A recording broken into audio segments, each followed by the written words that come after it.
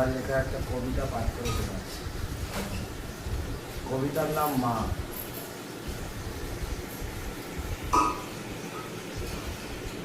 মা, তুমি ভালো থাকো, তুমি থাকো সুস্থ, তোমার চরণে প্রণাম যেন করতে পারি রোজ। প্রথম ডাকে সবার আগে জড়িয়ে ধরলে বুকে, তোমার কাছে থাকলে আমি থাকি অনেক সুখে।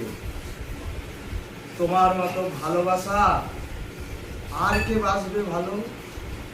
তুমি কাছে থাকলে আমার আর কি লাগে বলো?